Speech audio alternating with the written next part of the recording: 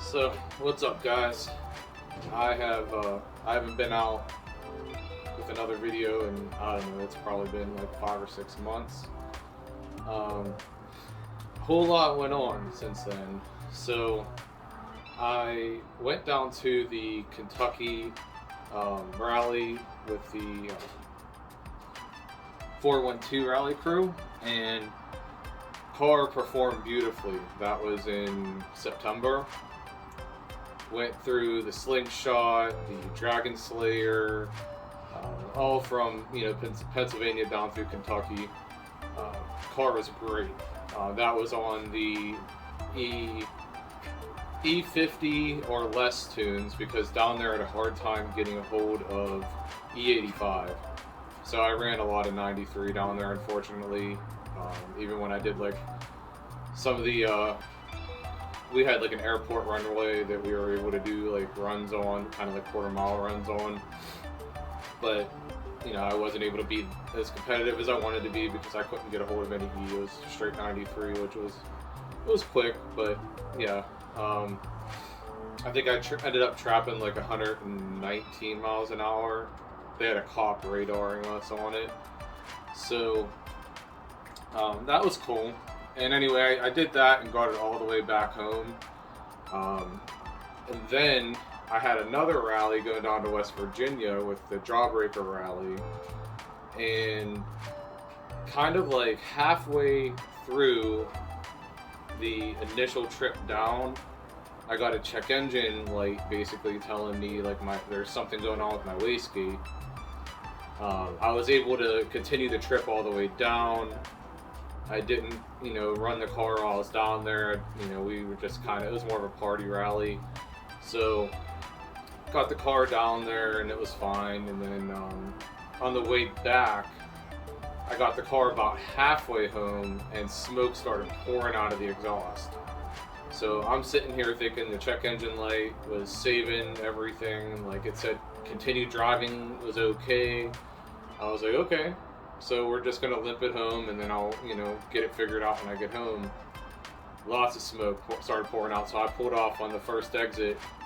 I never got a low oil light or anything. It just had no oil left in it.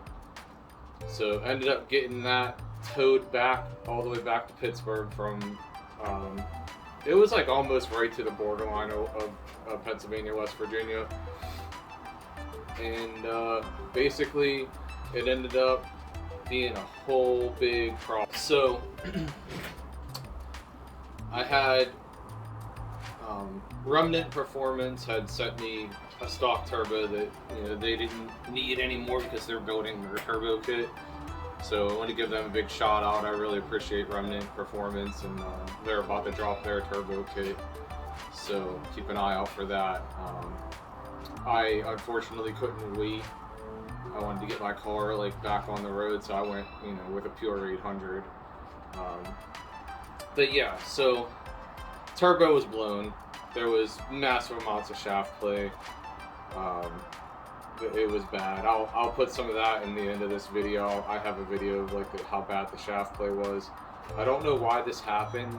The car only had 16,000 miles on it at the time, and only about maybe 2,000 to 3,000 of those miles running the E50 flex fuel tune. So I think the turbo just had some bad quality issues. I've heard of other people having the issue happen. I think one guy I talked to had it happen on a completely stock Supra at 2,000 miles. Another one on a completely stock Supra at 16, 15, 16. Kind of the same area as me. So I don't think it had anything to do with my tune or running more power. I think there was just some quality control issues. So yeah, I was trying to figure out what I wanted to do. So unfortunately, once we put the new turbo on, the engine was still making massive amounts of noise, misfires in different cylinders. The compression test came back good, So it ended up being that we basically, without digging and going through the whole entire engine, we pretty much knew from pulling the oil pan and stuff, like it was a rod bearing, and beyond a rod bearing, it could have damaged the crank. I was told that Toyota doesn't just sell cranks for this engine. I'm not sure, how 100% true that is, or if maybe it is true, I don't know. So I was faced with two different decisions. Decision to either send my engine in for a rebuild and hope they can rebuild it. If not, I would add a whole bunch of extra costs onto my plate that were unnecessary. Get a built engine from one of the manufacturers that build them. Was likely going to be from Visconti. Or get a brand new engine from Toyota. So, based on cost and everything at the time, because I had no budget for this at all, so was trying to get out of this in probably the lowest price range I could think of, but at the same time I knew I wanted to build the car better than it was. So I decided that my mechanic had found that Toyota had a brand new engine, 0 miles on it, came off of a Toyota Supra that didn't pass like the weld test at the factory. I guess they already have the engines in them when they check for all that, but they don't reuse the engines, they just set them aside. And there was like 2 or 3 for sale. I ended up grabbing one of those.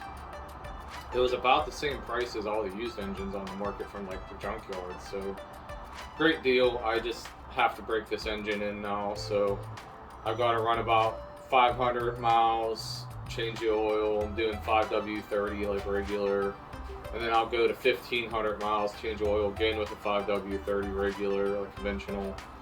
And then after that, I'm probably going to end up going with like a liquid moly synthetic 5W30. And then, I'll do the regular intervals from there. Yeah, anyway, like, sorry if this is going to be a long video, but I got a lot going on that I wanted to catch everyone up on. So yeah, got the brand new engine in. Decided to go with the pure 800 turbo. We already had the cold air intake from AMS. We have the AMS 3-inch charge pipe. We have the MBRP exhaust. We have the Active Auto Works capless downpipe. And we have Visconti Flex Fuel Kit. I don't know if I said that. And then we had added on the Evolution of Speed port injection kit, the Visconti low pressure fuel pump kit, and complete retune with the motiv reflex computer integrated into the Ecutech. I now have 4 different maps. Basically, I have a 500 horsepower map, which is kind of like my daily driving, like 500 wheel horsepower daily driving. That's the lowest horsepower map I have.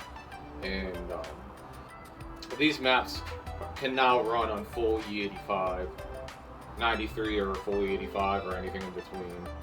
So I don't have to worry about blending as much, which is nice. I can just pump full 85 in there and go. So the horsepower levels are going to change, but basically, like, map 1, 500 wheel, map 2 is like a 530 to 540 wheel, and then there's a map 3 that's about 600 wheel, and then we have a map 4 that's a 700 wheel horsepower. So on full kill mode, this thing's 700 to the wheels. It's an amazing car for what you could do on a stock engine. But on the Continental Extreme Contact Sport tires, I don't know how well these are going to hook at all. I'm going to start driving this car in the spring. Right now it's in storage mode. I'm not driving it. Just keeping it away from the salt for the winter. But basically, going to start there, get comfortable with it, see how the tires hook. I'm looking into some drag pack options. Right now I'm looking at a deal of possibly they're non-bead lock, but they're really good price. and it would be something that would get me, you know, be able to hook when I want to throw it on for the track or going on some highway rolls and whatnot.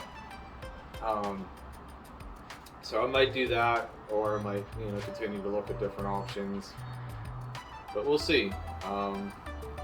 But yeah, just kind of wanted to catch you up on where we're at. So basically it's a, you know, brand new engine in the car, blew up the old one, and now we're making way more power than we ever were before.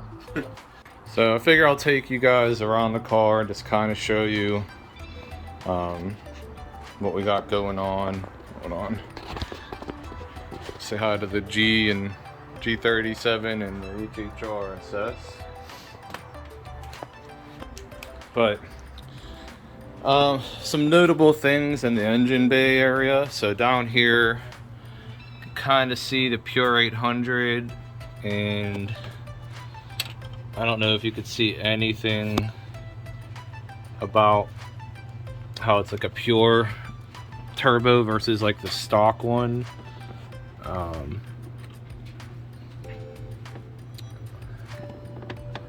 There was something down here that said it had like a little P on it. I don't know, maybe you guys can find it in the video. It's really hard to see, but that's the Pure 800, and all like the reflex, the motive reflex wiring is all under this area here. So there's that. Some other things to note with the port injection, which you can't see, it raised it up right here, and it's causing my strut bar to kind of be touching here. So I have a piece of like garage sealer rubber against that, because I'm going to test to see kind of like if it rubs or not, because I don't want to rub a hole right into the coupler. And we had to actually add 5 washers under there to raise that to even try to begin to clear it, and that's as most I can add with being able to close the hood, because the clearance on closing this hood is really tight. So if this doesn't work out, I might have to drop the Blitz bar, which I'm gonna be really upset about because I love this bar. But yeah, I'll start it up so you can kind of hear. You're gonna hear a little more injector. I mean, these cars are already kind of loud with their injectors, but let's turn it on here.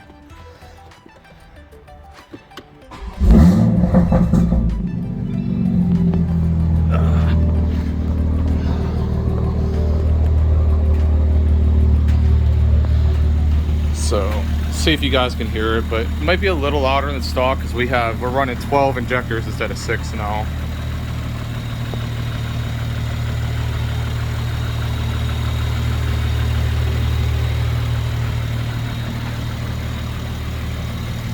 Oh, another thing you can see, I put my engine cover back on, and it's got kind of like a lean. It actually does still fit. As long as you don't mind a little bit of a lean, you don't have to cut it like everybody does. It's not going anywhere, it's in there. And I don't know, I'm not a big fan of the spaghetti look of the B58, so I'm gonna leave the engine cover like that, I think. I think it's fine. I'm just gonna call it the port injection lean.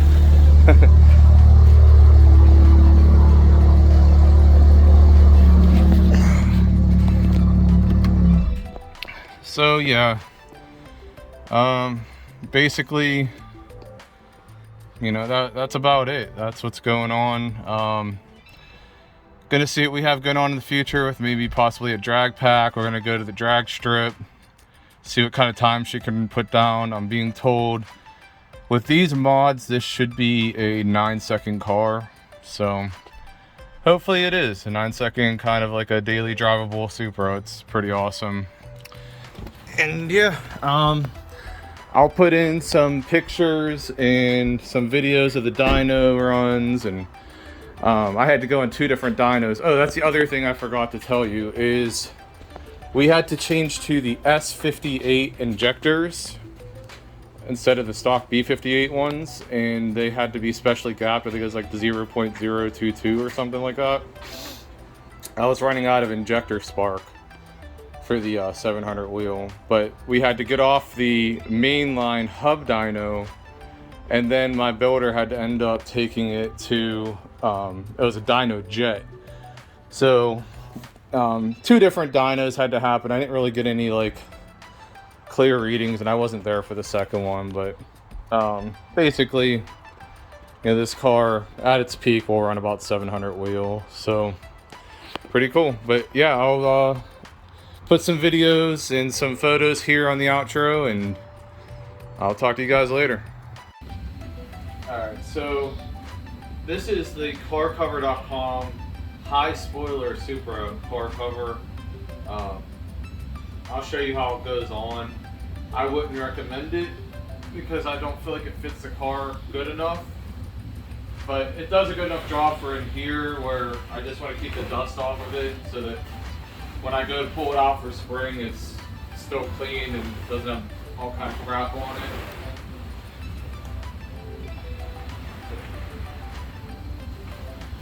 Kind of see how it fits.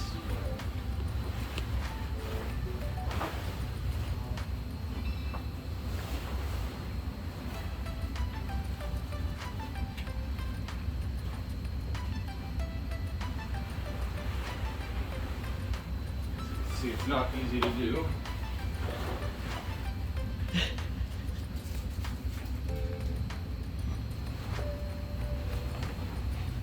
Especially with the door closed, I'm gonna have a hard time trying to get over here. But let's see.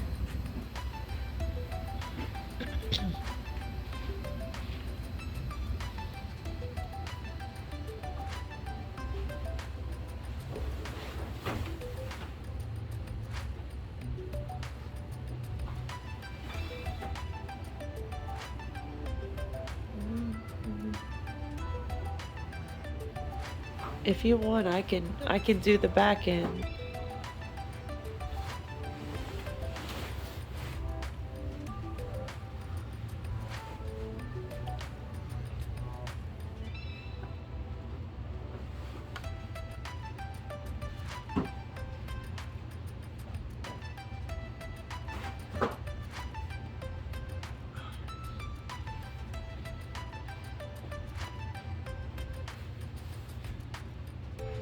So, I mean, this is about as good as it gets.